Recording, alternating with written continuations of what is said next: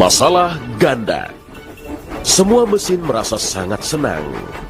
Mereka bersuara dengan senangnya dan saling bicara saat mereka bergerak di lintasannya.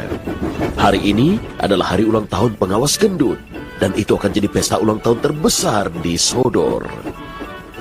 Thomas punya tugas sangat istimewa. Dia akan menjemput pengawas gendut dan Lady Hat untuk pestanya. Saat Thomas mendekati stasiun Midway, dia terkejut.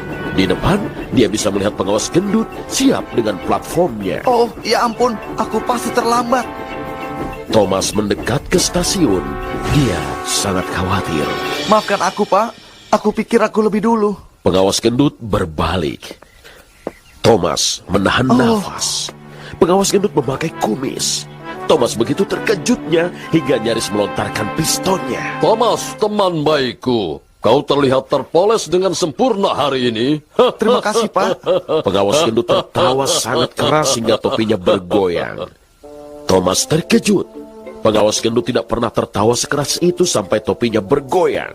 Dan pengawas gendut tidak pernah menyebut dirinya teman baik. Aku tahu, Thomas. Ayo pergi ke hutan berbisik. Itu salah satu tempat kesukaanku. Kita masih punya banyak waktu sebelum pesta. Semuanya naik. Sekarang Thomas jadi lebih bingung lagi. Dia mau bertanya tentang kumis baru pengawas gendut dan kenapa dia bersikap aneh sekali, tapi Thomas tidak mau terlihat bodoh. Jadi dia memutuskan untuk tidak bertanya. Thomas menjauh dari stasiun Midway dan bergerak menuju ke hutan berbisik. Thomas menuju ke hutan berbisik. Edward ada di sana. Edward telah membawa anak-anak untuk mengunjungi hutan. Kemudian dia akan membawa mereka ke pesta. Halo, Edward. Halo, Thomas. Kau terlihat khawatir. Thomas sangat khawatir. Tapi sebelum dia bisa menjelaskan, pengawas gendut sudah turun. Luar biasa, menyenangkan sekali.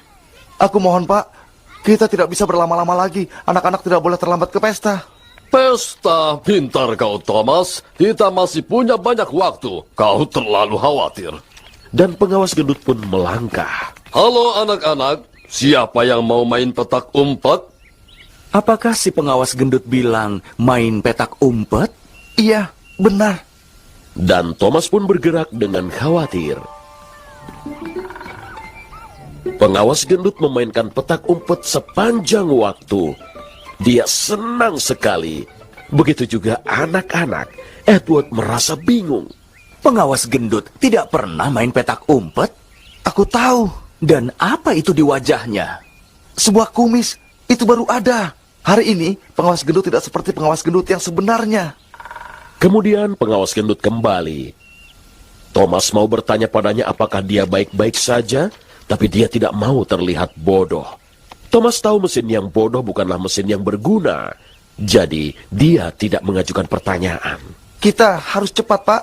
Nanti kita terlambat. Dan begitu juga anak-anak. Tapi pengawas gendut tidak perlu khawatir. Jangan percepat anak-anak, Edward. Biarkan mereka bermain. Edward merasa begitu terkejut hingga bereaksi. Kemudian, pengawas gendut melewati Annie dan melambaikan tangan ke semua anak-anak.